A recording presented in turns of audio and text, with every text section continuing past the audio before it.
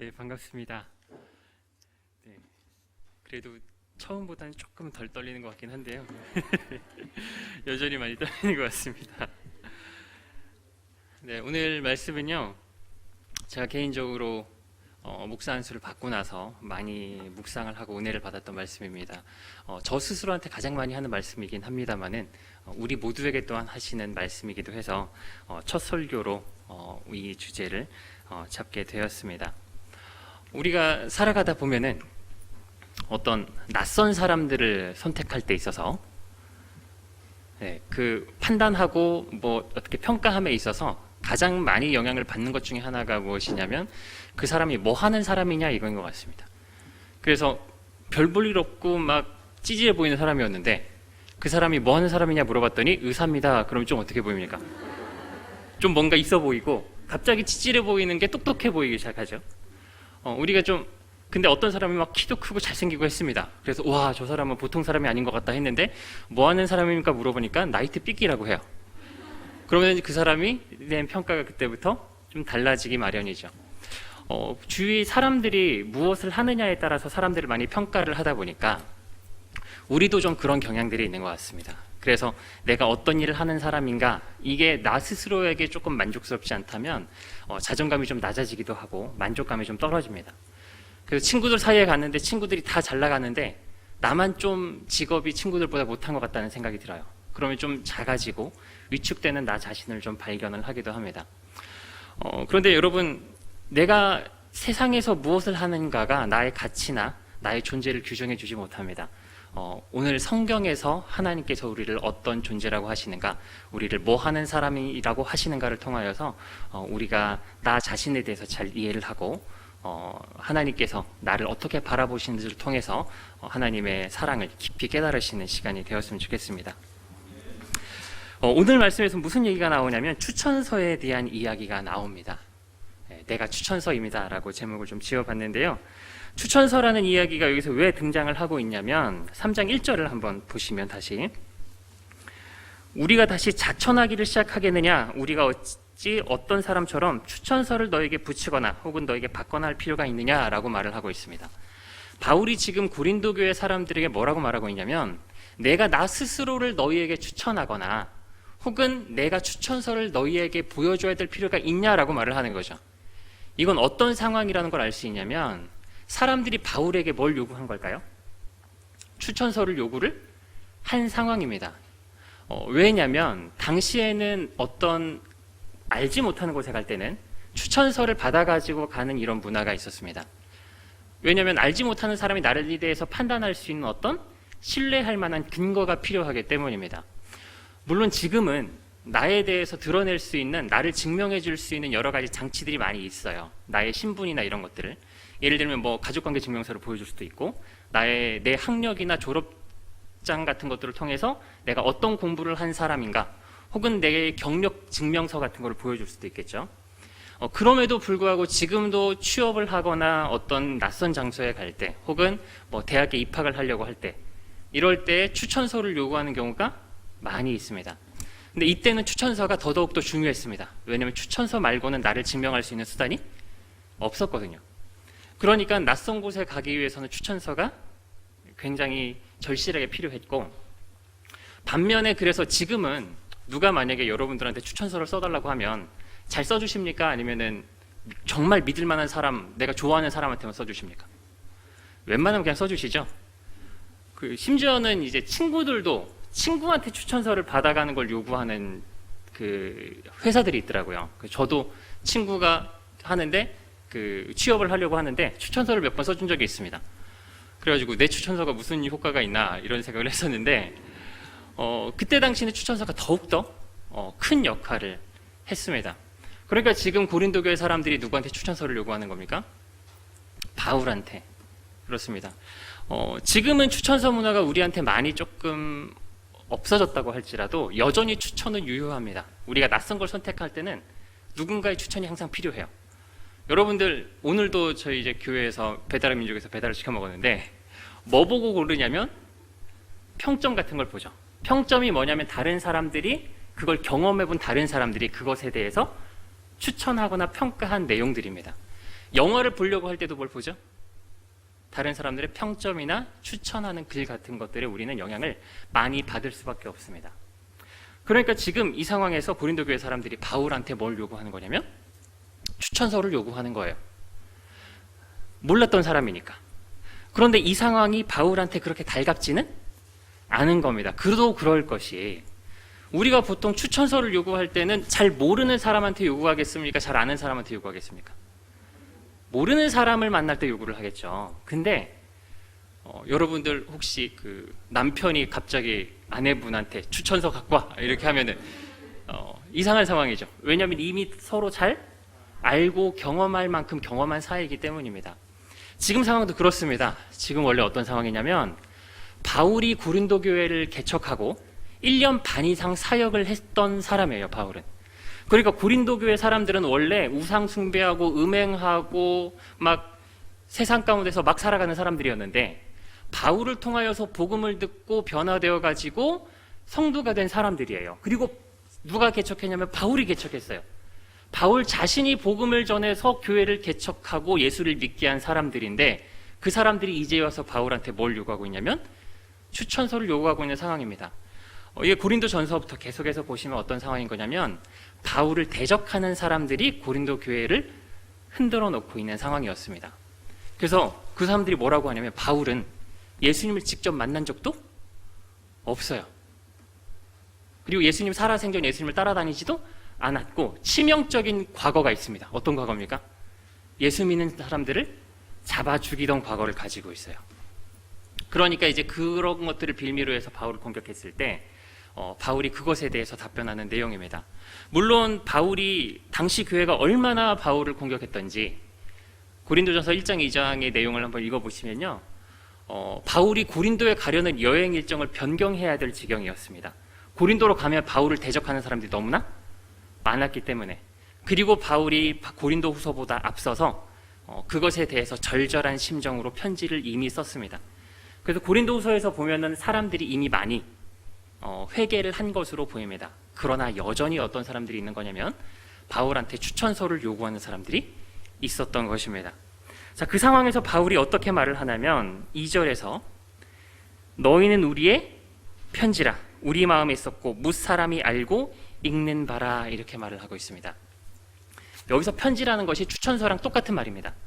그러니까 내 추천서를 요구하니까 뭐라고 대답하는 것이냐면 니들이 내 추천서야 이렇게 말을 하는 겁니다. 이게 무슨 말일까요? 사람이 어떻게 추천서가 될 수 있을까요? 어떤 상황이냐면 예를 들어서 여러분들께서 아주 훌륭한 수학 선생님이시라고 한번 가정을 해봅시다. 여러분들 훌륭한 수학 선생님입니다. 근데 여러분들한테 애를 하나 맡겨놨더니 애가 수학 고등학교 3학년인데 수리 영역 9등급이었던 친구가 3달 만에 갑자기 1등급을 찍었어요. 학교 시험 보면 수리 영역이 10점 맞았었는데 그 선생님한테 3개월만 해놨더니 100점을 맞았어요. 원래 수학 포기자여가지고 수학은 보려고 하지도 않았는데 3개월 그 선생님을 만났더니 갑자기 수학을 너무 재밌어하고 맨날 수학만 보고 있어요. 수학 공부만 하고 있는 아이가 됐습니다. 그럼 이제 그 아이가 누구의 추천서가 되는 겁니까? 선생님인 여러분들의 추천서가 되는 겁니다. 지금 고린도 교회는 누가 복음을 전해서 변화시켰습니까? 바울이 복음을 전해서 변화시켰어요. 그러니까 너희들이 내 추천서야 라고 말을 하고 있는 것입니다.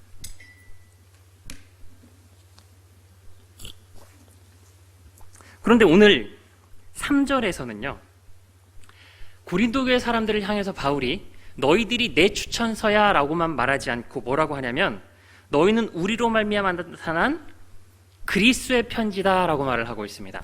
그리고 뭇 사람 이는 먹으로 쓴 것이 아니오 오직 살아계신 하나님의 영으로 쓴 것이며 또 돌판에 쓴 것이 아니오 오직 육의 마음판에 쓴 것이라 라고 말을 하고 있죠. 바울이 뭐라고 말하냐면 또한 너희는 누구의 추천서라고 말을 하는 거죠? 그리스도의 추천서다 라고 말을 합니다. 만약에 바울이 고린도 교회 사람들을 가르쳐서 자기의 제자들을 만들고 자기의 추천서로만 만들었다면 바울이 예수님의 사도된 증거가 될 수 없었을 것이에요. 그런데 바울이 복음을 전해서 사람들이 변화받아서 누구의 추천서가 됩니까? 그리스도의 추천서가 되고 그리스도의 편지가 되니까 사람들이 고린도 교회 사람들을 통해서 사도 바울을 읽는 것이 아니라 고린도 교회 사람들을 통해서 예수 그리스도를 읽게 되니까 바울이 누구의 사도된 증거가 되는 거냐면 예수님의 사도된 증거가 될 수 있는 거예요. 그러면서 너희를 뭐라고 말하냐면 그리스도의 편지다라고 말을 하고 있습니다. 우리를 향해서도 말하는 겁니다. 우리가 누구의 추천서입니까? 네, 그리스도의 추천서입니다 라고 말을 하는 것입니다. 그럼 여러분, 편지라고 하면, 추천서라고 하면 뭔가 적을 내용이 있어야 되겠죠. 어떤 내용을 적었는지가 있을 것 아니겠습니까? 그 본문 내용에서는 우리가 추천서라고 하는데 우리 가운데 하나님께서 무엇을 기록하였는가? 사도 바울은 고린도 교회 사람들한테 무엇을 기록했다고 말하는가? 3절을 다시 한번 보시겠습니다. 1대지 한번 보고 먼저 읽겠습니다. 성경 말씀이 올라왔으니까요. 너희는 우리로 말미암아 나타난 그리스도의 편지니 이는 먹으로 쓴 것이 아니요 오직 살아계신 하나님의 영으로 쓴 것이며 또 돌판에 쓴 것이 아니요 오직 육의 마음판에 쓴 것이라. 뭘 썼다고 하냐면 하나님의 영으로 우리 마음판에 새긴 추천서라고 말하고 있습니다. 1대지 한번 보여주실까요? 하나님께서 우리한테 뭘 기록해 두신 거냐면 하나님의 사랑을 기록하셨습니다. 오늘 말씀을 보면 뭘 대조해서 말하고 있냐면 돌판에 기록된 것과 우리 마음판에 성령께서 기록한 것과 대조하면서 우리에게 무엇이 기록되어 있는지를 설명하고 있어요. 그러니까 돌판에 기록된 건 뭘 말하는 걸까요? 네, 율법, 10계명입니다. 여러분, 율법은 뭐죠? 율법의 핵심이 무엇입니까? 예수님께서 말씀하시기를 율법과 선지자의 강령은 하나님을 사랑하는 것, 그리고 내 목숨과 같이, 내 몸과 같이 이웃을 사랑하라는 이 말씀에 다 들어있다라고 말씀하셨습니다. 여러분, 율법이 우리를 올가매는 어떤 계율이라고만 생각하시면 안 돼요. 율법도 뭐였냐면 하나님의 사랑을 우리에게 가르쳐 주신 거였습니다. 애굽 땅에서 종살이하면서 아무 희망이 없던 사람들에게 하나님께서 일방적으로 자신의 은혜와 사랑을 베풀어 주시고 나서 그들에게 하나님의 율법을 가르치셨어요. 근데 그 율법의 내용이 뭐였냐면 하나님 사랑과 이웃 사랑에 대한 계명들이었습니다. 그래서 여러분, 10계명도 보면 1절부터 4절은 하나님 사랑에 대한 내용입니다. 어떻게 하나님을 사랑해야 하는가를 우리에게 가르쳐주고 있어요. 핵심은 뭐냐면 여러분, 부부 사이에서도 어떻게 해야 돼요? 사랑하는 사이에서 신의를 지켜야 되죠. 바람 피면 안 되죠. 하나님과의 관계에서도 어떻게 하라는 거예요? 다른 신을 섬기지 말라. 1절에서 4절까지 말씀해서 잘 가르쳐주고 있습니다. 5절부터 보면 내 부모를 공경하고 살인하지 말고 간음하지 말고 도둑질하지 말고 내 이웃에 대해서 거짓 증거하지 말고 내 이웃의 물건들을 탐내지 말라. 뭐에 대한 얘기입니까? 이웃 사랑에 대한 말씀입니다. 율법도 여러분, 돌판에 뭘 새겨주신 거냐면 하나님께서 사랑에 대한 가르침을 주신 것들이었어요. 그래서 율법은 우리를 올가매는 악한 것이 아니었습니다. 원래 율법은 죄가 무엇인지도 모르고 죄를 지을 가능성밖에 없는 우리로 하여금 죄가 무엇인지를 깨닫게 하는 거예요. 죄를 깨달으니까 우리가 그걸 통해서 무엇에서부터 자유해질 수 있는 방법을 알게 된 거냐면 죄가 무엇인지를 알게 됨으로 인하여서 죄를 지을 수밖에 없는 우리가 죄에서부터 자유해질 수 있는 가능성이 그나마 열린 게 10계명이에요. 그게 율법이에요. 율법은 우리를 본질적으로는 자유하게 하는 것이어야 합니다. 선한 것입니다. 어떤 게 죄인지를 알려줌으로 인하여서 죄에서부터 우리가 자유할 수 있는 것이었어요. 그런데 문제는 뭐냐? 율법을 우리가 뭐 할 수가 없어요?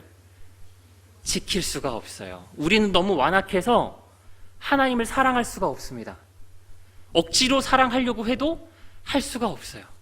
우리가 너무 이기적이고 우리 유익만 구하기 때문에 이웃을 사랑할 수가 없어요. 결과적으로 율법을 지킬 수 있는 사람이 아무도 없습니다. 그러니까 율법은 원래 선한 것이지만 율법이 어떤 역할만 하게 되냐면 우리를 정죄하는 역할밖에 할 수 없습니다. 그래서 그 율법에 따라서 우리가 뭘 받을 수밖에 없어요? 하나님의 심판과 저주를 받을 수밖에 없게 되는 것이었습니다. 그래서 하나님께서 율법을 주셨음에도 우리가 그걸 순종할 수 없기 때문에 하나님께서 우리를 다 원래 뭐 하셔야 돼요? 심판하고 멸하시고 죽이셔야 돼요. 그런데 하나님께서 우리를 너무 사랑하셔가지고 우리를 차마 그냥 내버려 두실 수가 없었던 겁니다. 그래서 우리에게 너희는 할 수 없으니까 누가 해줄게? 내가 해줄게. 그리고 새 언약을 약속하셨습니다. 우리 에레미야 31장에 가서 한번 보시겠습니다. 31장 24절의 말씀. 네, 여기서 보는 것처럼 이스라엘 백성들과 하나님과의 관계를 뭐로 표현하냐면 부부관계로 표현을 합니다. 뭐라고 하냐면, 그래서 이 언약은 내가 그들의 조상들의 손을 잡고 애굽 땅에서 인도하여 내던 날에 맺은 것과 같지 아니할 것은 내가 그들의 남편이 되었어도 그들이 내 언약을 깨뜨렸음이라. 여호와의 말씀이라. 이러면 좀 뭐 해야 돼요? 여러분, 부부관계에서 바람 피고 하나도 결혼할 때 약속했던 걸 지키지 않습니다. 그럼 요즘 사람들은 뭐 하죠? 이혼해버려요. 그런데 하나님께서는 어떻게 하십니까? 우리 버려버린다고 하지 않으십니다. 우리 호세아 말씀 계속 보고 있잖아요. 호세아 말씀도 아무리 우리가 하나님을 반역하고 대적하고 하나님의 사랑을 외면해도 여전히 하나님께서 누굴 사랑하셔요? 우리를 사랑하셔서 새 언약을 하시겠다고 약속하신 겁니다. 한번 넘겨주시면요. 33절에. 그러나 그날 후에 내가 이스라엘 집과 맺을 언약은 이러하니 곧 내가 나의 법을 그들의 속에 두며 그들의 마음에 기록하여 나는 그들의 하나님이 되고 그들은 내 백성이 될 것이라. 여호와의 말씀이니라. 다음 구절도요. 그들이 다시는 각기 이웃과 형제를 가리켜 이르기를 너희는 여호와를 알라 하지 아니하리니 이는 작은 자로부터 큰 자까지 다 나를 알기 때문이라. 내가 그들의 악행을 사하고 다시는 그 죄를 기억하지 아니하리라. 여호와의 말씀이니라. 그래서 새 언약은 어떻게 해주시겠냐? 하나님의 사랑을 돌판에 기록해 두었을 때 우리가 그걸 억지로라도 행할 수가 없었습니다. 그러니까 어디에 기록해 주시겠다고 하냐면 우리 마음판에 새겨 주시겠다 말씀하십니다. 돌판에 기록돼서 행할 수 없는 그것을 우리 마음판에 새겨주시는데 누가 새겨주십니까? 성령께서 새겨주셔서 우리로 행할 수 없던 그것을 성령께서 뭐 하게 해주시겠다는 거예요? 행하게 해주시겠다는 거예요. 니들이 못하니까 누가 하게 해주겠다? 내가 해주겠다. 이게 새 언약의 말씀입니다. 그래서 그 복음의 말씀을 우리 마음 가운데 새겨주신 거예요. 에스겔 36장 말씀도 한번 보시면요. 새 언약에 대해서 뭐라 말씀하시냐? 26절부터 보시면 또 새 영을 너희 속에 두고 새 마음을 너희에게 주되 너희 육신에서 굳은 마음을 제거하고 부드러운 마음을 줄 것이며 또 내 영을 저희 속에 두어 너희로 내 율례를 행하게 하리니 너희가 내 규례를 지켜 행할지니라. 우리가 행할 수 없었어요. 그런데 어떻게 하시니까요? 새 영을 우리 마음 가운데 주셔서 하나님께서 우리 마음을 어떻게 하세요? 부드럽게 하십니다. 그리고 하나님의 법을 우리 마음 가운데 새겨주셔서 성령의 인도하심에 따라서 하나님의 법대로 행하면서 살아가게 해주셨습니다. 그래서 우리가 뭐가 된 거예요? 예수 그리스도의 추천서가 된 겁니다. 우리 안에 뭘 기록해 주셨냐면 새 언약의 말씀을 기록해 주셨어요. 그래서 우리가 이걸 어떻게 할 수 있냐면 우리는 원래 하나님을 믿을 수가 없어요. 여러분 한번 생각해 보세요. 2000년 전에 내가 가보지도 않은 이스라엘 땅에서 어떤 사람이 나를 대신해서 죽어줬대요. 근데 그 사람이 하나님이 사람이 돼서 온 거였대요. 그냥 들으면 객관적으로 우리가 생각해봐요. 이거 그 단군 신화보다 더해요. 곰이 사람이 되는 것보다 그게 차라리 믿을 만하지. 하나님이 사람이 됐다는 걸 누가 믿겠어요? 근데 여러분 이거 다 믿으세요? 어떻게 믿으세요? 어떻게 하셔서? 성령께서 알게 하신 거예요. 성령께서 우리의 굳은 마음을 제거하시고 무슨 마음을 주신 거예요? 부드러운 마음을 주시고 우리로 하여금 새 언약의 말씀을 깨닫게 하신 것입니다. 우리 고린도전서 2장에 가서 한번 보시겠습니다. 7절부터 보시면 오직 은밀한 가운데 있는 하나님의 지혜를 말하는 것으로서 곧 감춰졌던 것인데 하나님이 우리의 영광을 위하여 만세전에 미리 정하신 것이라. 이 지혜는 이 세대의 통치자들이 한 사람도 알지 못하였나니 만일 알았다면 영광의 주를 십자가에 못 박지 아니하였으리라. 기록된 바 하나님이 자기를 사랑하는 자들을 위하여 예비하신 모든 것은 눈으로 보지 못하고 귀로 듣지 못하고 사람의 마음으로 생각지도 못하였다 함과 같으니라. 여러분 이 세상 통치자들이 아무도 몰랐어요. 뭐냐면 당시에 성경에 뭐 한 사람이냐면 가장 전문가인 사람들도 복음을 깨달을 수가 없었습니다.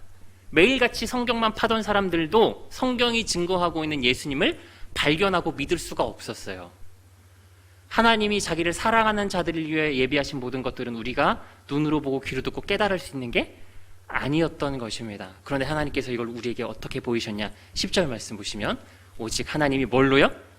성령으로. 그래서 여러분 우리를 통하여서 하나님께서 말씀하신 새 언약의 말씀이 어떻게 된 거예요? 이루어진 겁니다. 그래서 새 언약의 말씀을 성령께서 우리 마음판 가운데 뭐 하셨습니까? 새겨주셨습니다. 그래서 우리가 그리스도의 편지, 그리스도의 추천서가 되었습니다. 여러분, 그럼 편지라고 하면, 추천서라고 하면 나만 보려고 적어 놓습니까? 아니면 누군가한테 보여주기 위한 목적입니까? 그럼 여러분한테 성령께서 여러분을 추천서로 삼으셔가지고 복음을 깨닫게 하시고 딱 기록을 하셨어요. 그럼 여러분만 이거를 딱 새겨놓고 가만히 있으면 되겠습니까? 아니면 다른 사람들이 보게 해야 되겠습니까? 보게 해야 되겠죠. 그래서 우리를 여기서 계속 뭐라고 하냐면 그리스도의 편지고 2장 15절 이하에서는 그리스도의 향기라 이렇게 말합니다. 사람들이 우리를 통해서 누구를 냄새 맡게 하셨냐면 그리스도를 냄새 맡게 하셨어요. 우리를 통해서 누구를 읽게 하셨냐면 예수님을 읽게 하셨습니다. 우리가 이 사명을 뭐 한 거예요? 가진 거예요. 그럼 여러분 그리스도의 편지로서 좀 잘 살아가고 계신 것 같습니까? 여러분들을 보면 그리스도가 딱 보일까요? 그리스도가 냄새가 맡아집니까? 여러분, 그런데 놀랍게도 너희가 그리스도의 편지가 되어라 라고 말하지 않습니다. 뭐라고 말하냐면 너희가 이미 그리스도의 편지가 되었다라고 말하고 있어요. 여러분, 이때 당시 고린도 교회는요, 여러분들보다 더 못났어요. 어떻게 보면 고린도 교회가 어떤 교회냐면 정말 못난 교회로 유명한 교회입니다. 고린도전서 한번 보시면요, 고린도전서 내용 자체가 전부 다 책망이고요, 고린도 후서에도 심지어 사람들이 회개를 좀 한 것 같은데도 여전히 책망의 말씀들이 나와요. 어떤 교회였냐면 파당 싸움이 있었어요. 나는 그리스도 파다, 나는 아볼로 파다, 나는 게바 파다 막 하면서 파당 싸움 하는 사람들. 뭐냐면 세상 지혜를 자랑하는 사람들이 있었으니까 세상 지혜는 아무것도 아니라고 바울이 막 편지를 씁니다. 우상의 제물 문제도 있었어요. 사람들이 음행했어요. 사람들이 동성연애도 했어요. 사람들이 자기들끼리 싸우면서 세상 법정에서 송사했습니다. 성찬식을 매일같이 하는데 부자들은 자기들끼리 먹고 마시고 취해버리고 없는 사람들한테 나눠주지도 않아요. 자기들끼리 그 안에서 찢고 볶고 싸우고 개판 5분 전인 교회였어요. 그런 사람들을 향해서 바울이 뭐라고 하는 거냐면 너희는 그리스도의 편지라 뭇 사람들이 너희를 통해서 그리스도를 읽는 바라라고 말하고 있습니다. 여러분, 여전히 고린도 교회 사람들이 예수님을 믿기 전에 구습을 완전히 벗어버리지 못하고 여전히 잘못된 행동들을 하면서 살아갔을지 모릅니다. 그러나 여러분, 그렇더라도 우리가 예수 그리스도를 믿고 우리 마음 가운데 성령께서 복음을 새겨주시고 예수 그리스도를 믿게 하셨을 때에는 우리로 하여금 분명한 변화가 나타나게 하셨습니다. 여러분, 그래서 우리가 그리스도의 편지가 되기 전에는 어땠냐면 예배 드리는 거 싫어했어요. 찬양도 별로 재밌지가 않아요. 세상 노래가 훨씬 재밌죠. 교회에서 봉사하는 거 관심이 하나도 없었어요. 그런데 복음을 받아들이고 예수를 믿고 나니까 찬양하는 게 즐거워졌습니다. 예배 드리는 게 즐거워졌습니다. 하나님 뜻대로 사는 건 관심이 전혀 없고 그냥 내가 하고 싶은 거 사는 것에 가장 관심이 많았던 나였는데 이제 좀 어떻게 살고 싶어졌어요. 그렇게 못 살더라도 하나님의 뜻대로 하나님의 영광을 위해 살고자 하는 욕구와 갈망이 우리 안에 생겨나게 되었습니다. 그래서 그 모습들을 우리가 복음을 받아들일 때 다들 발견하게 되는 거예요. 우리 교회는 또 축복받은 교회라서 그런 모습들을 자주 보게 됩니다. 그죠? 신천지, 안상홍, JMS, 여호와의 증인 있어, 그 사람이 아닌 사람들인데 복음을 받아들이고 그리스도께서 성령께서 하나님의 추천서로 변화하게 하는 장면을 우리가 옆에서 보는 거예요. 그러니까 그 사람이 갑자기 어떻게 돼요? 바뀌어가지고 여기 올라와서 간증을 하는 거예요. 그리고 그걸 보면서 우리가 뭘 알아요? 그 사람들의 변화되는 모습을 통해서 그리스도를 읽게 되는 겁니다. 그리스도를 냄새 맡게 되는 거예요. 여러분 별로 변화된 것 같지 않죠? 우리 모습을 보면 항상 부족하고 모자란 모습뿐입니다. 그런데요, 저도 그렇습니다. 근데 놀랍게도 저를 보면서도 예수님을 살아계신 것 같음을 알게 됐다는 친구가 있어요. 신기하더라고요. 나는 여전히 개판인데 제가 오랫동안 알고 지낸 친구가 있습니다. 그 친구는요, 저 대학 입학할 때부터 알고 있던 친구예요. 그래서 제가 신천지 안에 있을 때도 알던, 나와서도 이제 알고 있던 사람인데, 그리고 교회를 안 다녀요. 제가 그래서 매년 이제 영혼사랑 축제 때 오라고 하고 이번에 동영상 링크도 보여줬는데 그래도 교회 안 오더라고요. 하는 말이 죽기 전에는 가겠지. 하나님 언제 가든 다 받아주시는 거 아니야? 이렇게 얘기를 해요. 그래서 또 틀린 말은 아니라서 제가 말을 못하는데 근데 그 친구가 어느 날 이렇게 한 번씩 저희들이 모였을 때 그러더라고요. 야, 그래도 내가 교회는 안 가지만 너를 보니까 하나님이 살아계시긴 한 것 같다, 이런 얘기를 하더라고요. 그래서 아니, 내가 내 볼 거 못 볼 거 다 본 사람이거든요. 근데 제 인생을 보고 그거를 알게 하셨구나. 그 얘기를 해서 이제 교회 나오려나 보다 했는데 안 나오더라고요. 그런데 제가 그래도 신학교 다닐 때 교회를 안 다니는데 신학 공부 열심히 하라고 교재비도 보내주고 용돈도 가끔씩 주고 하는 친구입니다. 여러분, 우리가 알지 못할지라도 성령께서요, 우리로 하여금 그리스도 안에서 점점 자라나게 하십니다. 그리고 새 언약의 본질이 그거예요. 너희들이 못하니까 누가 하게 해주겠다. 하나님께서, 여러분, 우리는 못해요. 그리스도의 편지로서의 삶을 살아갈 수가 없어요. 그런데 누가 살아가게 하시냐면 성령께서 우리를 인도하셔서 우리 삶 가운데서 조금씩 그리스도를 닮은 모습과 부분들을 갖추어가게 하십니다. 자라나게 하십니다. 당장은 내가 변화되고 있는 것 같지 않아도요, 어느 날 돌아보면 그래도 내가 이만큼 성장했구나, 그래도 하나님께서 나를 이만큼 자라게 해주셨구나, 이만큼 예수님 닮게 해주셨구나 라고 느껴질 때가 있습니다.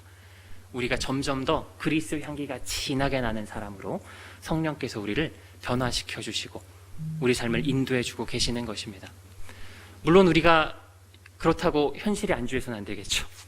우리가 더 말씀과 기도로 그리스도의 향기가 진하게 나는 사람으로 변화되도록 우리가 노력을 해야 될 것입니다. 우리가 이걸 해서 구원받는 건 아니지만 구원받고 그리스도의 추천사가 되었기 때문에 우리를 통하여서 그리스도를 냄새 맡도록 해야 되는 것입니다. 그래서 사도 바울도 고린도후서 6장에서 보면 무슨 말을 하냐, 6장 3절 말씀부터 한번 보시겠습니다.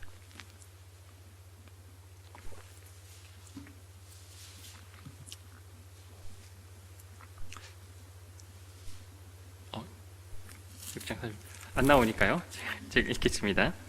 우리가 이 직분이 비방을 받지 않게 하려고 무엇에든지 아무에게도 거리끼지 않게 하고, 바울이 뭐라고 하냐면 이 직분, 그 직분이 뭡니까? 새 언약의 일꾼이에요. 그리스도의 편지와 향기로서의 직분입니다. 이 직분을 뭐 하지 않게 하려고요? 비방받지 않게 하려고 어떻게 하냐면 아무에게도 거리끼지 않게 한다고 합니다. 오직 모든 일에 하나님의 일꾼으로 자천하여 많이 견디는 것과 환난과 궁핍과 고난과 매맞음과 갇힘과 낭동과 수고로움과 자지 못하고 먹지 못함 가운데서도 깨끗함과 지식과 오래 참음과 자비와 성령의 감화와 거짓 없는 사랑과 진리의 말씀과 하나님의 능력으로 의의 무기를 좌우에 가지고 영광과 욕됨으로 그러했으며 악한 이름과 아름다운 이름으로 그러했느니라. 사도 바울도요, 그 직분이 뭐 받지 않게 하려고? 비방받지 않게 하려고. 우리가 가진 직분이 어떤 직분이니까요? 그리스도를 냄새 맡게 해야 하는 직분이니까 이 직분이 비방받지 않게 하려고 어떻게 했습니까? 온갖 고난과 환난과 궁핍 가운데서도 깨끗함과 지식과 오래 참음과 자비와 성령의 감화와 거짓 없는 사랑으로 행했다는 거예요. 그래서 성경은 우리에게 이제 어떻게 하라고 하냐면 우리의 신분에 합당한 삶을 살아가도록 요구하고 있는 것입니다. 빌립보서 4장 8절에서도 한번 보시겠습니다. 빌립보서 4장 8절 말씀. 네, 끝으로 형제들아, 무엇에든지 참되며 무엇에든지 경건하며 무엇에든지 옳으며 무엇에든지 정결하며 무엇에든지 사랑받을 만하며 무엇에든지 칭찬받을 만하며 무슨 덕이 있든지 무슨 기림이 있든지 이것들을 생각하라. 우리가 왜 이렇게 살아야 합니까? 우리는 이거에 얽매인 사람들이 아니에요. 근데 우리가 왜 이렇게 살아야 돼요? 사람들이 우리를 통해서 그리스도를 냄새 맡고 그리스도를 읽게 하기 위하여서 우리가 이렇게 살아야 하는 것입니다. 물론 그렇지 않더라도 오늘 말씀은 우리에게 너희가 그리스도의 편지다라고 이미 말씀하고 계십니다. 자, 그러면 이 일에 대해서 우리가 왜 그렇게 이 일을 감당하기 위해서 우리가 얽매이지 않았음에도 모든 사람들에게 선하고 착하게 살아가도록 노력을 해야 될까요? 이것들이 마치 뭐처럼 느껴질 수 있냐면 우리에게 주어진 짐처럼 느껴질 수도 있습니다. 그러나 오늘 본문이 우리에게 말씀하고 있는 것은 이것이 우리에게 전혀 짐된 것이 아니라는 겁니다. 왜냐하면 이것이 오히려 우리에게 너무너무 영광되고 복된 일이라는 것을 강조하고 있습니다. 사도 바울은 이것을 뭐라고 이야기하고 있냐면 오늘 본문 말씀은 아닙니다만 7절 이후에서 계속 보면 우리가 맡은 이 직분이 모세의 직분보다 훨씬 더 영광된 직분이라고 말을 하고 있어요. 여러분 한번 생각해 보세요. 모세가 어떤 사람입니까? 모세가 어떤 사람이에요? 이스라엘 백성을 바로 왕, 가장 그때 당시 강대국인 왕 앞에서 당당하게 가가지고 지팡이 하나 들고 그 앞에서 온갖 표적들을 행하면서 이스라엘 백성들을 출애굽시켰던 놀라운 일을 행한 사람 아닙니까? 그가 손짓하면 바다도 갈라져요. 그가 손짓하면 물에서, 바위에서 물도 쏟아집니다. 구름 기둥과 불 기둥으로 하나님께서 지켜주신 역사도 모세를 통하여서 광야에서 살아가면서도 아무 부족함 없이 살아가게 하셨습니다. 하나님께서 모세를 얼마나 귀하게 사용하셨는지. 모세 하면은 당시 사람들한테 어떤 사람이었겠어요? 엄청난 선지자죠. 율법을 받아준 선지자고요. 하나님과 직접 대면하여 봤던 선지자예요. 선지자 중에 선지자입니다. 심지어는 모세와 같은 선지자라고 예수님을 표현할 정도잖아요. 그런데 오늘 바울이 뭐라고 말하는 거냐면 우리가 맡은 이 직분이 얼마나 영광된가, 무엇보다 더 영광되다. 여러분, 모세와 여러분들이 맡은 거 뭐가 더 영광되고 큰 것 같습니까? 성경에 나오잖아요. 뭐가 더 커요? 우리가 맡은 게 훨씬 커요. 우리가 맡은 게 훨씬 영광되다고 말하고 있는 거예요. 이 직분이 얼마나 귀한가? 얼마나 귀한가? 얘기를 하는데 여러분, 심지어는 고린도후서 5장에 한번 보시면 17절부터 보시겠습니다. 18절 19절. 네, 모든 것이 하나님께로서 났으며 그가 그리스도로 말미암아 우리를 자기와 화목하게 하시고 또 우리에게 뭘 주셨냐면 화목하게 하는 직분을 주셨으니 곧 하나님께서 그리스도 안에 계시사 세상을 자기와 화목하게 하시며 그들의 죄를 그들에게 돌리지 아니하시고 화목하게 하는 말씀을 우리에게 부탁하셨느니라. 이 화목하게 하는 직분을 누구한테 부탁하셨다 그래요? 우리한테 부탁하셨다라고까지 말을 합니다. 여러분, 제가 이걸 곰곰이 생각해 봤어요. 왜 부탁을 하실까? 여러분, 누구한테 부탁해 보신 적 있으세요? 부탁할 때는 내가 능히 쉽게 그 일을 할 수 있을 때 부탁합니까? 아니면 내가 그 일을 하기 조금 어려워서 아쉬울 때 부탁합니까? 아쉬울 때. 여러분, 근데 하나님이 아쉬울까요? 하나님은 전지전능하신 분이어서 우리가 아니어도요, 하나님께서 택하신 사람들 순식간에 다 구원하실 수 있어요. 근데 이걸 우리한테 뭐 하셨다 그래요? 부탁하셨다? 궁금해. 왜 부탁하시지? 하나님이 그냥 하시면 되는데 왜 부탁하면서? 곰곰이 생각해 봤는데 여러분, 우리가 부탁하는 경우가 있어요. 아쉽지 않아도 부탁하는 경우가 있어요. 우리 애기들 밥 먹일 때 보니까 밥 먹어요, 안 먹어요? 안 먹어요. 안 먹는 거 내가 아쉬울 일이 있어요, 없어요? 아쉬워요. 왜 아쉽냐면 나한테 전혀 해가 될 게 없고 나한테는 이게 없어도 애기를 너무 사랑하니까 사실 밥 잘 먹는 건 누구한테 유익한 거예요? 애기한테, 자기한테 유익한 건데 부탁하면서 사정사정 해가지고 먹이더라고요. 왜 그래요? 나한테는 전혀 아쉬울 게 없어도 아이를 너무 사랑하니까 아기한테 뭘 주고 싶어요?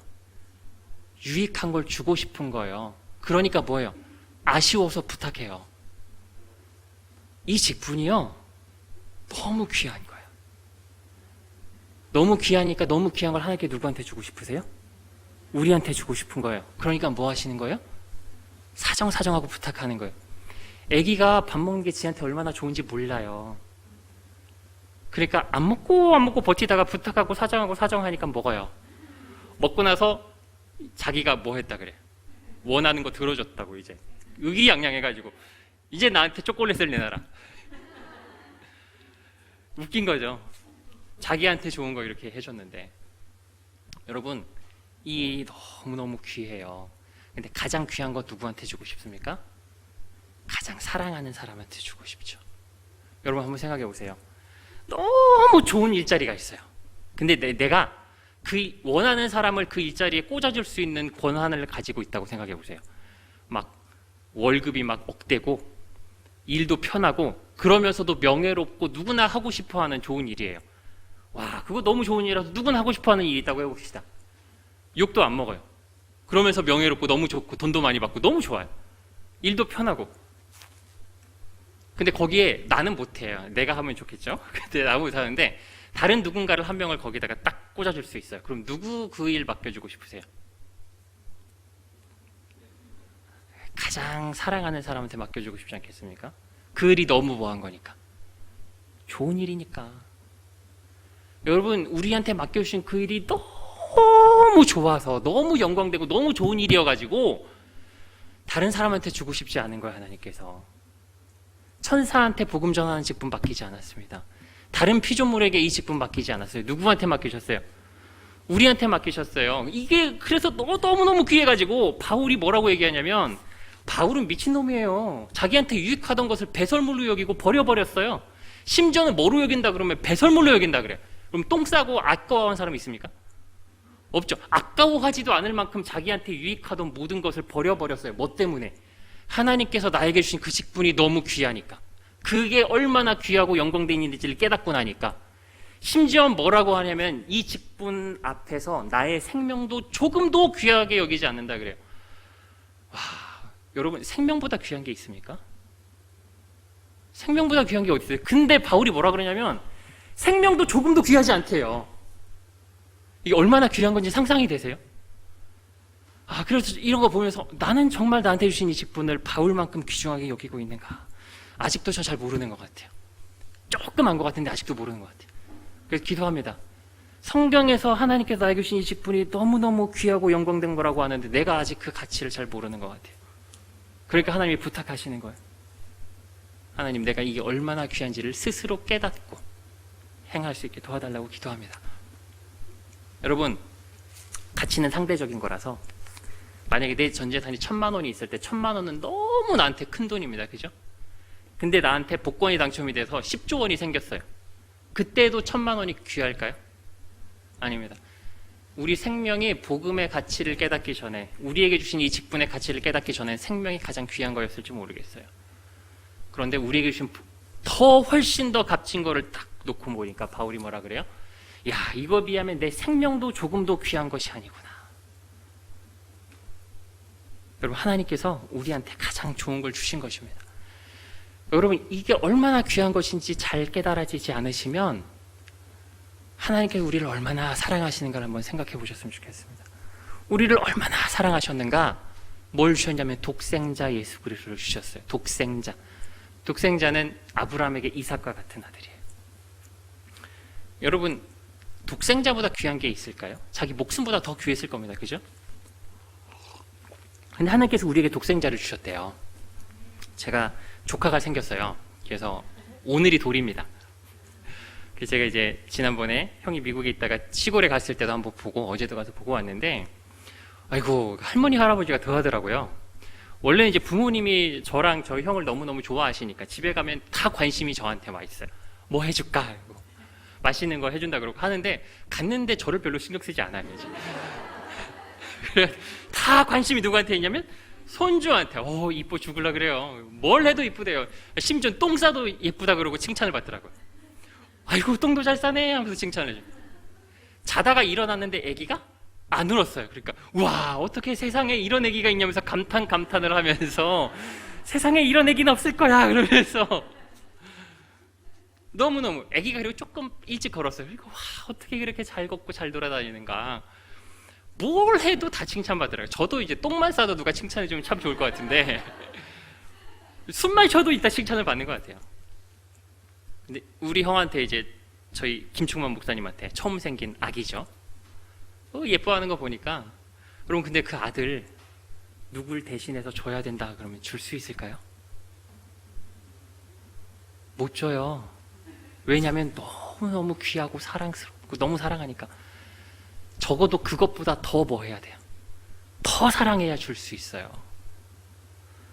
제 친구가 있습니다. 이 친구도 이제 저한테 저 신대원 다닐 때 공부하라고 이따금씩 용돈을 보내주는 친구인데 본인이 그렇게 여유롭지 않아도 저한테 이렇게 계속 보내주더라고요. 너무 고마워하는 친구가 있습니다. 근데 그 친구가 아기를 낳았어요. 그 친구도 저희랑 비슷할 때 낳았어요. 그러면서 저랑 이제 지난번에 한번 통화를 하면서, 야, 아기를 낳아놓고 보니까 하나님의 사랑이 얼마나 큰지 조금 알 것 같다 그래요. 왜 그러냐? 그러니까 아기가 너무 예쁘대요. 자기 아기를 다른 누군가에게 내어준다는 것은 상상조차 되지 않는다는 거예요. 근데 어떻게 하나님께서는 독생자를 우리한테 내어주셨을까? 여러분, 예수 그리스도는 하나님의 사랑의 증거입니다. 우리를 너무너무 사랑하셔서 하나님의 세상을 이처럼 사랑하사 독생자를 주셨으니, 여러분, 하나님께서 우리를 너무 사랑하셨습니다. 예수님께서도 어떻게 하셨냐면 하나님과 동등된 하나님이신데 사람이 되어서 오셨어요. 여러분, 하나님이 뭐가 되셨어요? 사람이 되셨어요. 여러분, 가장 귀하고 가장 영광스러운 그분이, 가장 존귀하신 그분이, 가장 거룩하신 그분이 가장 낮고 비참하고 더럽고 티끌 같고 구더기 같은 인생이 되어서 오셨습니다. 그리고 온갖 고난을 다 감내하셨어요. 자기가 창조한 피조물이 자신을 향해서 모욕하고 조롱하고 손가락질하고 침을 뱉습니다. 그 무진 모욕을 다 뭐 하셨어요? 감당하셨어요. 참아내셨어요. 왜요? 우리 살리시려고. 여러분, 우리가 우리 자식에게도, 사랑하는 자식에게도 좋은 거 줄 줄 알아요. 그죠? 나쁜 거 조금이라도 안 먹이려고 해요. 자기 자식에게 다 좋은 거 줄 줄 압니다. 그래서 부모가 능력이 많으면 많을수록 자식한테 더 좋은 거를 많이 줄 수 있어요. 우리가 줄 수 있는 거랑 재벌이 줄 수 있는 거는 다 다를 겁니다. 근데 여러분, 하나님께서 전지전능하시고 천하 만물이 다 하나님 거예요. 그죠? 근데 그 하나님께서 우리를 그만큼 사랑하셔서 우리한테 고르고 골라도 주셨어요. 그게 얼마나 귀한 걸까요? 그게 얼마나 값진 걸까요? 그게 우리를 얼마나 기쁘게 만들까요? 그게 우리를 얼마나 더 영광스럽게 만들까요? 우리를 더 얼마나 행복하게 만들까요? 여러분, 하나님께서 우리에게 너무 사랑해서 선별해서 주신 거예요. 천사들한테 안 줬어요. 다른 피조물한테 안 줬어요. 누구한테 줬어요? 우리한테 줬어요. 왜요? 너무 좋은 거라서. 그래서 여러분, 우리에게 주신 이 직분을 감당할 때 우리에게 너무나 큰 영광이 약속되어 있고, 이 땅 안에서도 우리가 행복하고 기쁘고 즐겁게 풍성하게 살아갈 수가 있게 하시는 겁니다. 이건 우리에게 올가매는 게 아니고 우리가 가장 행복하고 기쁘게 살아갈 수 있는 방법이에요. 제가 이제 신학을 하고 처음 이제 상담부에서 일을 할 때, 처음 이제 사역자가 됐으니까 기도를 좀 했습니다. 사역의 열매를 나한테 좀 보여달라고 기도를 하니까, 기도를 한 그 다음 날에 제가 이제 신천지 사람을 이제 데려다 놓고 반증 강의를 이제 몇 번 안 해본 상태에서 하는데 깨진 거야. 와, 너무 좋더라고요. 그렇게 기쁠 수가 없어요. 일주일 내내 기뻤어요. 근데 알고 보니까 연기한 거였어요. 근데 연기에서 속았는데도 너무 기뻐요. 그리고 이렇게 일을 하다 보면 복음 전하는 기회가 계속해서 주어져 있습니다. 그래서 복음을 전해. 또 어떤 경우는 신천지에 빠진 건 아닌데 공부를 조금 하셨다고 스스로 한번 찾아오셨어요. 잠깐 공부하셔가지고 반증 강의를 들어보시겠다고 오셨어요. 그래가지고 저는 이제 신천지 빠진 사람도 아니니까 그냥 가벼운 마음으로 강의를 하는데, 교회를 10년 다니셨다고 하는데 칭의가 무슨 말인지 못 들어봤다는 거예요. 교회에서 칭의라는 말을 못 들어보셨어요? 못 들어봤대요. 칭의가 뭐냐요? 강의하다가 칭의라는 말이 나오니까. 그래가지고 반증 강의하는 시간이니까 저는 칭의가 뭔지 성경 구절 몇 개 간단하게 보여드리면서 간단하게 설명을 딱 드렸어요. 그러니까 갑자기 막 우시는 거예요. 그러니까 저도 막 죽겠는데 꾹 참았습니다. 꾹 참고 집에 가서 울었어요. 그러면서 너무 좋아서 이제 형한테 막 전화를 하고, 엄마한테 전화했습니다. 엄마, 오늘 이런 일이 있었어. 그래서 한 영혼이 복음 듣고 구원받았어. 너무 기쁘고 즐거운 거예요. 여러분께서 그런 일을 한번 해보세요. 복음 전해가지고 그 사람이 복음 듣고 구원받아가지고 같이 나랑 예배드리고 해요. 그럼 그 가운데서 느껴지는 행복이 얼마나 큰가. 하나님께서 우리한테 가장 귀한 일을 맡겨주시고 그 일을 감당할 때 가장 기쁘고 행복하게 살 수 있게 하신 거예요. 여러분, 우리가 복음 전하지 않는다고 지옥 가지 않아요. 우리에게 주신 직분 감당하지 않는다고 지옥 가지 않아요. 일을 안 해도 하나님께서 믿는 자에게 반드시 구원을 주십니다. 근데 안타깝게도 우리에게 주어진 가장 큰 특권 중에 하나를 포기하고 살아가는 겁니다. 우리가 가장 행복하게 살아갈 수 있는 방법을 놓치고 살아가는 거예요. 여러분 그거 놓치지 말고 살았으면 좋겠습니다. 우리가 그리스도의 추천서입니다. 근데 여러분 귀하고 가치 있는 일일수록 자격이 있고 좀 능력이 있어야 되거든요. 우리 국가대표 선발할 때 보시면 어떻습니까? 국가대표 선발할 때 보면은 논란이 조금 있을 때가 있어요. 축구 선수든 야구 선수든 이렇게 해놓고 보면요, 야, 그 사람이 거기에 합당한가 이거에 대해 네티즌들이 막, 아, 저 사람은 실력이 안 되고 자격이 안 되는데 막 이래요. 국가대표도 운동선수에게 굉장히 영광스러운 자리죠. 귀한 자리죠. 근데 거기에 합당한 뭐가 있어야 그 일을 할 수 있습니까? 자격이 있어야 돼요. 근데 여러분 우리가 이렇게 귀한 일을 맡을 자격이 있을까요? 우린 자격이 없습니다. 우리 고린도서 2장에서 한번 보시면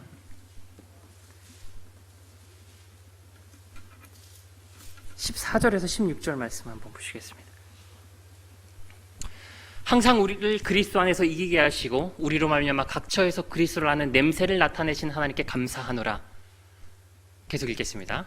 우리는 구원받는 자들에게나 망하는 자들에게나 하나님 앞에서 그리스도의 향기니 이 사람에게는 사망으로부터 사망에 이르는 냄새요 저 사람에게는 생명으로부터 생명에 이르는 냄새라. 누가 이 일을 감당하리요? 바울이 우리가 그리스도의 향기라고 말하면서 뭐라고 하냐면 마지막에 누가 이 일을 감당하리요? 이건 무슨 말이냐면 아무도 감당하기에 합당한 사람이 없다는 얘기입니다. 인류 역사상 그 어떤 사람도 이 일을 감당할 만한 사람은 없었어요. 감당할 수도 없었어요. 그럴 만한 능력이 있는 사람도 없고 그럴 만한 가치가 있는 사람이 없어요. 자격이 있는 사람이 없어요. 여러분 우리가 그 귀한 일을 맡을 만한 자격이 우리한테 있지가 않아요. 근데 자격도 없는데 하나님께서 맡기셨습니다. 왜 그럴까요? 여러분 우리 능력도 없어요. 생각해 보세요. 천사한테도 맡기실 수 있죠. 천사들도 흠모한다고 하잖아요. 근데 천사한테 맡겨놓으면 천사는 우리보다 훨씬 더 잘 전할 거예요. 눈에 안 보이는 천사가 뾰로롱 나타나가지고 복음을 전하면 교회 가겠어요 안 가겠어요? 가야지. 가야죠. 광채가 나면 천사가 나타나가지고 하면은 누가 안 가겠어요? 심지어 여러분 집에서 키우는 강아지가 복음 전해도 우리보다 더 잘할 거예요. 집에서 키우는 강아지한테 말문을 트이게 하실 수 있죠. 하나님께서 나귀 새끼 입을 통해서 말씀하십니다. 짐승을 통해서도 말씀을 하게 하실 수 있어요. 근데 강아지가 갑자기 말문이 트여가지고 주인님 하나님이 복음을 전하라고 나한테 말문을 트여줬어요. 그러면서 막 복음을 전해요. 고양이가 갑자기 말문이 트여가지고 집사야 교회 안 가면 내가 너랑 안 놀아줄 거야 가지 않겠습니까? 적어도 우리가 전하는 것보다 훨씬 더 효과적일 거예요. 옆집 아저씨가 전하니까 안 가잖아요. 볼 꼴 못 볼 꼴 다 본 친구가 얘기하니까 안 가잖아요. 우리가 그리고 고린도전서에도 보면 학벌 많은 자가 많지 않고 능력 있고 강한 자가 많지 않아요. 약한 것들을 택하사 지혜 있는 자들을 부끄럽게 하신다고 하죠. 전도에 미련한 것이라고 표현합니다. 그다지 효과적이지 않은 방법이 우리는 그런 능력이 우리에게 없어요. 우리는 아무리 복음을 잘 전해도 단 한 영혼도 구원시킬 수가 없어요. 우리는 능력이 없습니다. 그런데 누구한테 맡기셨어요? 우리한테. 하나님께서 직접 하실 수도 있는데 직접 하신 경우도 있잖아요. 바울 같은 경우에 직접 하시잖아요.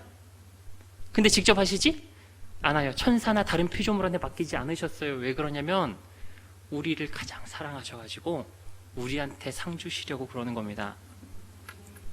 복음 전하는 일은 너무나 귀한 일이라서 크고 귀한 일일수록 뭐가 클까요? 상이 너무너무 큰 겁니다. 상이. 천사가 복음 다 전하면 누가 상 받겠어요? 천사가. 토끼가 복음 전하면 누가 상 받을까요? 토끼가. 강아지가 복음 전하면 강아지가 받아요. 근데 우리한테 복음 전하게 하시고 누구한테 상 주시는 거예요? 우리한테. 근데 우리한테는 그거 할 능력이 없어요. 근데 우리한테 하게 하시는 겁니다. 그래서 할 때 누가 한다고 하시냐면 성령께서 하시는 겁니다. 그런데 상은 누구한테 주셔요? 우리가 했다고 우리한테 상 주시는 거예요. 여러분 하나님은 우리한테 복 주시고 싶어 하시는 분입니다. 우리한테 가장 좋은 걸 주고 싶어 하시는 분입니다. 그러니까 가장 좋은 걸 주고 싶어서 줄 건덕지를 찾는 거예요. 제가 유치부를 처음 성록교회 와서 사역을 했는데 아이들이 이렇게 와요. 4살짜리부터 막 옵니다. 어떤 경우는 3살짜리도 한 번 데려온 적이 있어요. 5살짜리 이런 애들 글자 쓸 줄 몰라요. 글자 쓸 줄 모르는데 어버이날 같은 데 되면 이렇게 편지를 씁니다. 카네이션 같은 거 만들어서, 사실 그것도 지가 만든 게 아니고 옆에 선생님들 다 만들어준 거예요. 자기가 만들었다 그래요. 그리고 거기다가 편지 쓰자고 해요. 편지 쓰는데 뭐라고 쓸까? 뭐라고 써야 될지도 몰라요. 가만히 있어요. 그러면 엄마 아빠 사랑해요 감사해요 쓸까? 엥. 근데 쓸 줄 몰라요. 능력이 안 돼. 그리고 어떡하냐면 선생님이 손을 잡고 써줍니다. 쓰고 나서 누구 칭찬해줘요? 자기 칭찬 안 하죠? 아이고 잘 썼네. 그럼 애기가 지가 썼다고 신나요. 집에 가가지고 엄마한테 딱 그거 보여줘요. 아이고 이거 누가 썼어? 그러니까 누가 썼다 그럴까요? 지가 안 썼는데 지가 썼다 그래. 희한해요. 그럼 칭찬 누구한테 해줄까요? 선생님한테는 문자 하나 안 보내요. 선생님이 써줬는데. 근데 누구한테 칭찬해줘요? 애기한테 해줘요. 우리는 어차피 못해요. 근데 하나님께서 우리를 통해서 다 행하시고 누가 했다 그러시는 거예요. 네가 했다 그러고 상 주시는 거예요. 다니엘서 12장 3절에 보면 많은 사람들을 의의 길로 인도한 자는 하늘에 있는 별과 같이 빛나리라. 복음 전파했을 때 우리에게 그 가장 귀한 상을 우리에게 약속해 주셨습니다. 그럼 얼마나 신나니까. 내가 하는 것도 아닌데 하나님께서 하시는 건데 상은 다 누구한테 줘요? 나한테 줘요. 그러면은 안 하면 손해죠. 안 하면 손해죠. 우리 고린도후서 3장 5절 말씀에서도 우리 쉬움 공동 번역으로 한번 5절 6절을 한번 읽어보겠습니다. 3장 5절 6절 같이 읽어보겠습니다. 그렇다고 해서 이런 일을 할 수 있는 자격이 우리 자신에게서 났다고 내세우는 것은 아닙니다. 다만 하느님께서 우리에게 그런 자격을 주셔서 우리로 하여금 당신의 새로운 계약을 이행하게 하셨을 따름입니다. 여기까지만 보겠습니다. 네네, 성경이 된 것입니다. 문자는 사람을 죽이고 성령은 사람을 살립니다. 여러분, 우리한테 자격이 있는 게 아니고 하나님께서 우리에게 자격이 되도록 만족하게 하셨습니다. 그리고 우리로 하여금 하게 하시는 것입니다.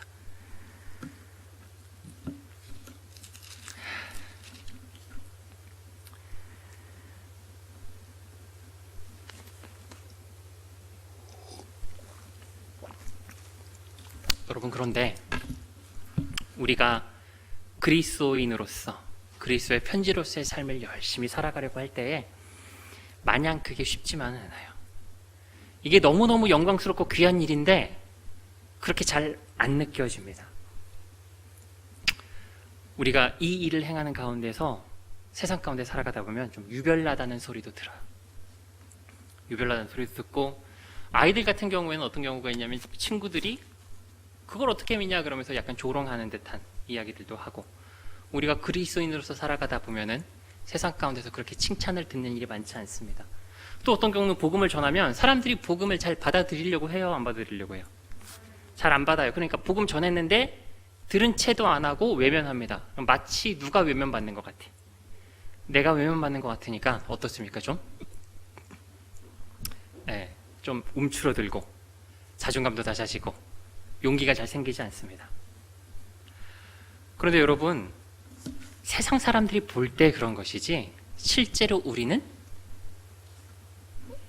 멍청한 사람들이 아니잖아요.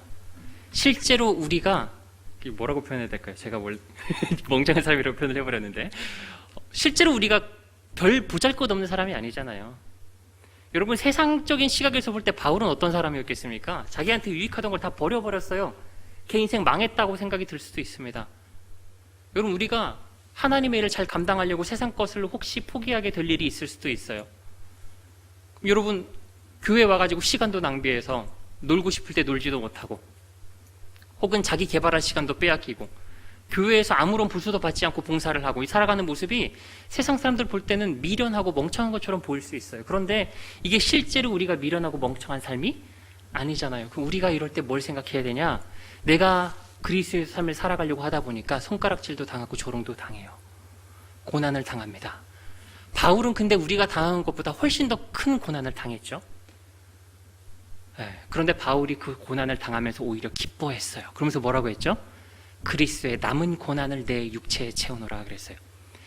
우리가 그리스도의 편지로서의 삶을 살아가면서 당하는 고난을 뭐라고 표현하냐면 그리스도의 고난에 동참하는 것이라고 표현합니다. 여러분, 그리스도의 고난이 어떤 고난입니까? 온 인류를 살리기 위한 고난이었어요. 근데 우리도 그리스도인의 편지로서의 삶을 살아가려고 하면서 당하는 고난들이 어떤 것입니까? 한 사람을 살리기 위한 고난인 거예요. 그러니까 그 고난을 무엇으로 인정해 주세요? 그리스도의 고난에 동참하였다, 이렇게 해주시는 거예요. 여러분, 상이 얼마나 될까요? 그리스도의 고난에 동참했는데. 그럼 신나지 않습니까? 그러니까 이걸 깨달은 제자들은 어떻게 하냐면 고난당할 때 복음으로 인하여 고난당하기에 합당한 사람으로 여김을 기뻐하면서 신나서 더 복음을 전하는 거예요. 여러분, 담임 목사님도 이 사역을 하시다 보니까 고난을 많이 당하십니다. 고소도 많이 당해요. 저도 이제 앞으로 계속 하다 보면 고소를 언젠가 당한 날이 오겠지. 여기 김계철 목사님도 고소를 당하셨어요. 고소를 당할 날이 마음의 준비를 좀 하고 있습니다. 마음의 준비를 좀 하고 있는데 미리부터.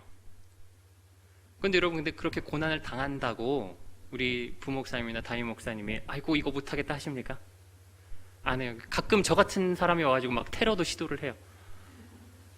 근데 아이고 이거 못하겠다 하십니까? 아니에요. 더 신나서 하세요. 왜 그럴까요? 그리스도의 고난에 동참하는 거라서 그래요.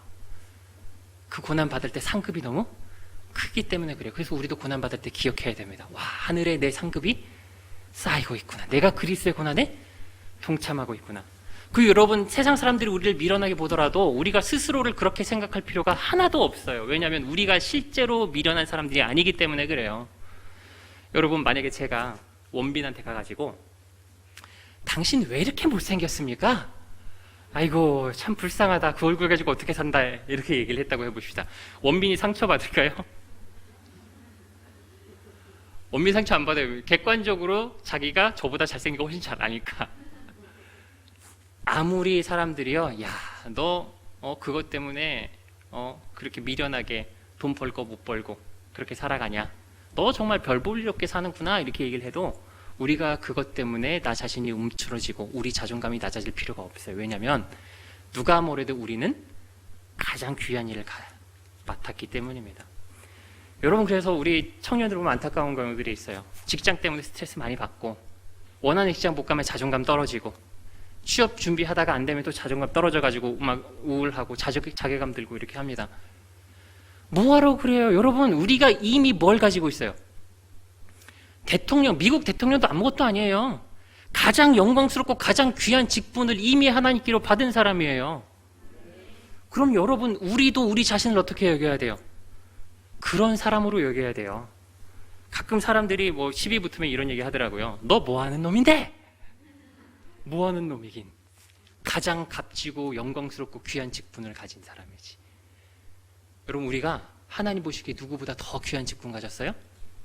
미국 대통령보다, 재벌기업 총수보다 훨씬 더 귀하고 영광스러운 직분을 이미 가졌습니다. 그럼 우리 사실 평생 아르바이트 하면서 그냥 근근히 먹고 살아도 괜찮아요. 왜냐하면 이미 가장 영광스러운 직분 가졌으니까. 우리는 그런 존재가 아니에요. 사람들 보기엔 그럴지 몰라도 우리의 실제는 그렇지가 않습니다. 우리의 외모적인 어떤 조건들이나 그런 것 때문에 나 스스로를 평가절하할 필요가 없어요. 내 스스로를 평가절하하는 것은 하나님께서 나에게 주신 직분의 가치를 모르는 겁니다. 내 스스로 평가절하하는 것은 하나님께서 나에게 주신 그 직분을 평가절하하는 거랑 똑같은 거예요. 여러분, 그럼 나 자신도 어떻게 바라보셔야 돼요? 가장 귀한 직분을 맡은 사람, 보통 사람이 아닌 겁니다. 여러분, 옆에 있는 사람이 누구야? 그랬는데 저 사람 대통령 비서관이야? 그럼 어떻게 보겠어요? 근데 여러분, 대통령 비서관이 더 영광스럽겠습니까? 우리가 맡은 그리스도의 편지로서의 직분이 더 영광스럽겠습니까? 그럼 여러분, 대통령 비서관, 대통령 보는 것보다 훨씬 더 오 하는 모습으로 나 자신을 바라보시고 옆에 있는 형제 자매들을 바라보셔야 됩니다. 옆 사람 보시고 오 한번 해보실래요? 오. 보통 사람들이 아닙니다. 여기 모여있는 우리들이 대단한 사람들이에요. 하나님께서 가장 귀한 걸 우리한테 맡겨주셨습니다. 그래서 여러분, 우리에게 주어진 가장 귀한 이 특권, 그리스도의 편지로서의 특권을 잘 활용하면서 주님 안에서 기쁘고 행복하고 풍성한 삶을 다 살아가는 저와 여러분들이 다 되셨으면 좋겠습니다. 여러분, 말씀 마치기 전에 그리스도의 향기라라는 찬송으로 우리 서로를 조금 축복했으면 좋겠어요. 우리가 누구냐면 오늘 제목이 뭐였죠? 내가 추천서입니다. 우리가 어떤 사람들이냐면 그리스도의 추천서예요. 보통 사람들이 아닙니다. 그럼 나 자신을 향해서, 그리고 우리 옆에 있는 형제 자매님들을 통해서 당신이 그리스도의 향기고 하나님 그리스도의 편지입니다 라고 하면서 좀 대단하게 바라보시면서 같이 축복했으면 좋겠습니다.